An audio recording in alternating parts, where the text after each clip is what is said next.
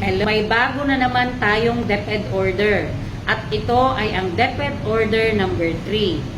Binago ang dating DepEd order number 22 series of 2023.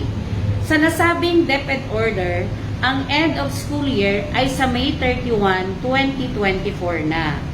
At sa lagay na ito, ang third periodical test ay sa March 25 and 26, 2024 na.